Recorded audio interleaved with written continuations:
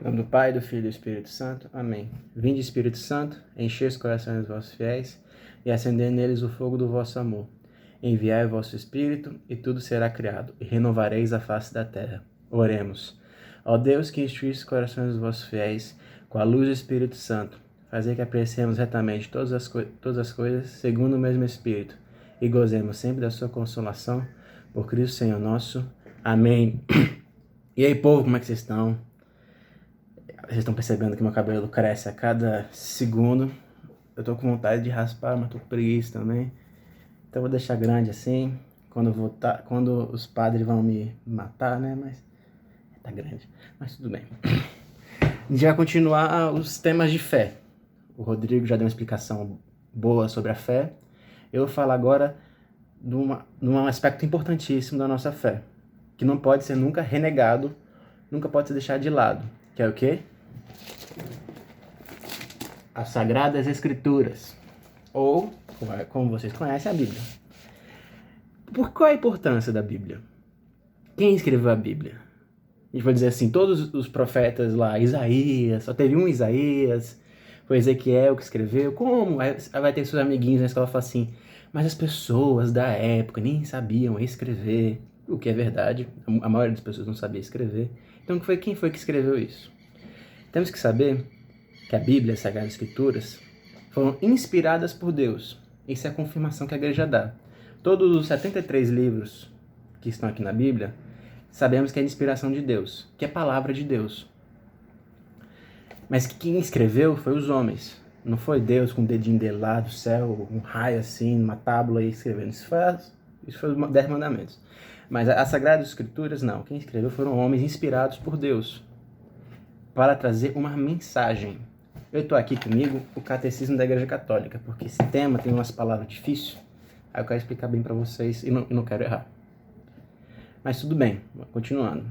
Por exemplo, vamos pegar um exemplo, o livro de Isaías. O livro de Isaías, os exegetas da igreja, exegeta é uma palavra bonita para designar aquele que interpreta as Sagradas Escrituras à luz do Espírito Santo, interpreta de várias formas, não de várias formas, mas de vários jeitos, melhor dizendo. Eles sabem que não teve só um Isaías, teve 3 Isaías que escreveram, mas o livro chama de Isaías. Mas eu não vou entrar nesse detalhe porque isso é coisa lá longe, não é necessário, não é importante. Aí vocês perguntam pra mim, Henrique, a Bíblia é um livro histórico? Eu vou dizer, não. Como assim não é um livro histórico? Tem vários livros dentro da Bíblia que não são históricos, que você pode pegar fatos históricos. Tem livros alegóricos, como pode-se dizer, que não são contos, mas são formas de dar um ensinamento. Por exemplo, Tobias, a história de Tobias, não se tem registro histórico, não se pode confirmar se existiu ou não Tobias. Jó, mesma coisa. Então por que está na Bíblia? É para dar um ensinamento que é de cunho divino. Isso os judeus faziam. Era para, como alguns de vocês conhecem, os Midrash. Aquela história para passar a fé, para explicar a fé. Aqui, ó, eu vou ler aqui para vocês. Cadê? As Sagradas Escrituras. Aqui, ó, tem vários sentidos as Sagradas Escrituras. Tem um sentido literal. Por exemplo, o Evangelho, sabemos que é um livro histórico. Cristo existiu de verdade. Cristo é um homem histórico. É o sentido literal da coisa. Você pode pegar assim, aqueles livros que começam, o rei Nabucodonosor, filho de não sei das quantas, sobrinho de não sei das quantas. Aquilo é um fato histórico. É o sentido literal da coisa. Aquilo são acontecimentos que podem ser datados. Temos o sentido espiritual. Aí eu posso, por exemplo, citar Jó, aquele sofredor que perde o filho, perde a mãe, perde a casa, perde os parentes, fica doente. E é aquela história do demônio dando essas desgraças para ele e Deus sempre intercedendo e Jó não perdendo a fé. É o sofrimento do justo. Isso é a explicação. Porque muitas vezes achavam que quem sofria era só o pecador. Não. Jó explica, Jó mostra que o justo também sofre. Não é só o pecador. Temos um sentido alegórico, por exemplo. Agora o sentido alegórico é, por exemplo, se você pega Adão e Eva. Adão e Eva, você pode fazer uma comparação com Cristo e Nossa Senhora. Fazem isso na Páscoa. Não sei se você se lembra. O novo homem, que é o novo Adão. Em sentido alegórico da coisa. Você faz uma comparação. O mar vermelho abrindo, Cristo no batismo, várias coisas. O sentido moral, como advertência. Tal cor é como se fosse assim, a culpa. Sentido moral, aqui, vou ler para vocês. Sentido moral. Acontecimentos relatados na Escritura devem nos conduzir a um justo agir. Aquela coisa, é como se fosse assim, moral da história. Aquela fábula lá que conta que Joãozinho e Maria foram na casa da véia lá, da bruxa, foram pegos e quase foram comidos. Moral da história, não sai de casa sem que os pais permitirem. Mais ou menos assim. E é assim, mas por exemplo, então temos o Antigo e o Novo Testamento aqui na Bíblia, certo? Aqueles livros lá, Êxodo, Gênesis, essas coisas, são o Antigo Testamento. E o Novo Testamento começa com os Evangelhos, que é o relato de Cristo aqui na Terra, de Deus na Terra. Então, muitas pessoas, isso é como pode dizer, um engano, não gostam do Antigo Testamento. Fala assim, muito confuso, é uma história nada a ver, é um Deus muito raivoso, é muita desgraça que acontece na vida das pessoas. Não gosto, não, eu prefiro ler o Novo Testamento, porque é Cristo de verdade. Não, isso é um erro, isso é uma heresia. Acho que teve uma heresia com esse nome, mas tudo bem. Que o Antigo Testamento é chave pro Novo Testamento, porque Cristo cumpre o Antigo Testamento. Cristo cumpre as profecias. Ele cumpre tudo que está dito no Antigo Testamento. Ele não tira nada do Antigo. E o Antigo Testamento só pode ser lido à luz do Novo. Cristo completa o sentido do Antigo Testamento. Tudo faz sentido. Se você, por exemplo, você pega aquele cântico de Isaías, cântico do servo de Javé. Aquilo ali, sem o Novo Testamento, aquilo ali é só uma profecia. É só uma profecia que não foi cumprida. Mas à luz do Novo Testamento já sabemos que foi cumprido. O Cordeiro foi imolado. E então, para exemplificar o que eu estou falando, eu vou ler o Evangelho. Então eu quero que todo mundo abra Mateus 5. Eu vou ler do 17 ao 19. Vou lá, pausa o vídeo, pega a Bíblia. Voltou? Beleza, vamos lá. Não penseis que vim do Evangelho segundo São Mateus. Não penseis que vim revogar a lei ou os profetas. Não vim revogá-los, mas dar-lhe pleno cumprimento. Porque em verdade vos digo, que até que passem o céu e a terra, não será omitido nem um só i, uma só vírgula da lei, sem que tudo seja realizado. Aquele, portanto, que violar um só desses menores mandamentos e ensinar aos homens que a fazerem o mesmo, será chamado menor no reino dos céus. Aquele, porém, que os praticar, os ensinar, esse será chamado grande no reino dos céus. Viu? Palavra do Senhor. Ele não vem revogar a lei. Ele não vem mudar a lei. Não. Ele vem dar completude à lei. Essa passagem é do Sermão da Montanha.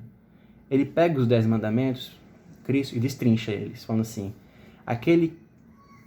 um mandamento é não matarás. E não matarás, se você for pegar no estrito senso, é não matar ninguém. Cristo adiciona um sentido a mais. Aquele que xingar o irmão no coração já está matando ele no coração. Ou seja, ele expande a lei. Aí muitas vezes, se você lê o Sermão da Montanha, você fala assim, nossa, é impossível cumprir. E é mesmo, não é para cumprir. Não é cumprimento.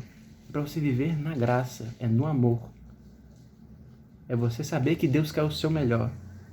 Isso sim, é se deixar na graça de Deus, porque por nossas forças não é possível mesmo cumprir esse sermão da montanha. Chegar assim, pegar e fazer um tiquezinho todo dia. Hoje eu amei a Cristo mais que tudo, hoje eu fiz isso, hoje eu fiz aquilo. Não é isso que Deus quer. Deus quer que você seja humilde, reconhecer que não consegue mesmo, e se disponibilizar a graça que é Ele conduzir sua vida. Ele te levar esse caminho das bem-aventuranças. E o porquê as Sagradas Escrituras são tão importantes pra gente? Como devem ser tão importantes? Vocês se lembram lá do seminário? No seminário, eles têm lá o tabernáculo, que tem o quê? Tem o corpo de Cristo, tem a Eucaristia, tem o Cristo Eucarístico e também tem as Sagradas Escrituras. Porque estão no mesmo nível. Porque é tão importante quanto.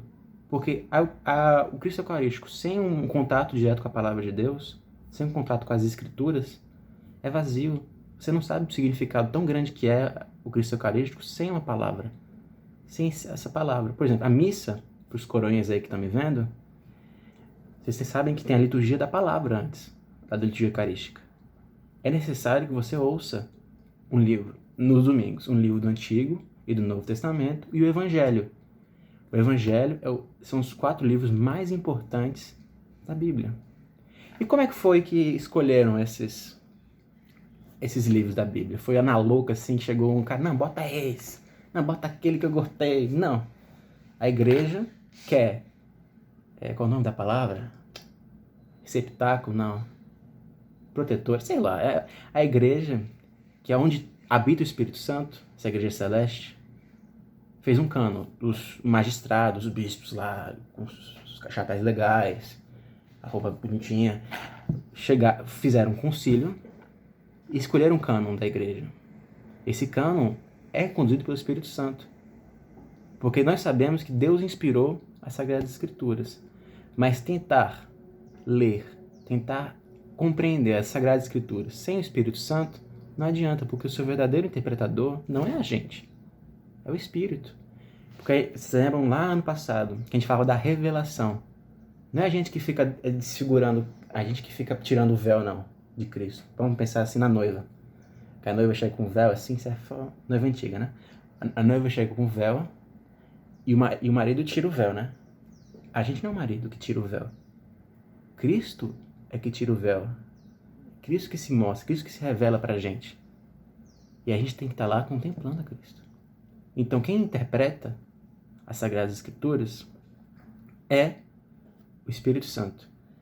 E não é só da Bíblia que a gente vive. A Bíblia é importantíssima, mas a gente também tem isso aqui, que é o catecismo, que a gente pode resumir, é como se fosse a tradição da igreja. Essa tradição baseada na Bíblia. Porque a Bíblia, muitas vezes, ela não é que ela falta, mas ela não dá uma mensagem clara dos dias atuais. O que comporta ao Espírito Santo interpretá-las. O Espírito Santo interpreta e fica na tradição da igreja. Então uma coisa não anula a outra. A tradição não entra em contradição com as Escrituras. Muito pelo contrário, ela se completa. E é nesse ritmo que vai indo as coisas. Entendeu? Por isso que é importante, sempre, não deixar de ter contato com a palavra. É tão importante quanto não ter contato com a Eucaristia. Por exemplo, nesses tempos que algumas pessoas não puderam ir nas Eucaristias, não puderam ter contato com o Cristo Eucarístico, é importantíssimo ter contato com a palavra. Ler a palavra em oração. Porque isso também é combustível da fé, vamos dizer assim. É tão necessário quanto. Aí vamos dizer assim, aí vai chegar um coleguinha seu, que isso é bem comum, e fala assim, Adão e Eva não existiram. Provavelmente Adão e Eva não existiram. Não teve lá um fruto, não teve... Aquilo é só uma alegoria. Aquilo ali é para explicar algo. Explicar um motivo. Mas eu não posso negar que não existiu. Eu não sei. Pode ser que sim, pode ser que não. Provavelmente, eu acho que não, mas isso é a minha opinião. Tô falando assim, não é um fato histórico. Aquilo ali é para explicar o pecado original. Mas o pecado original existiu. Aquilo ali é para explicar a queda do homem. Como muitos livros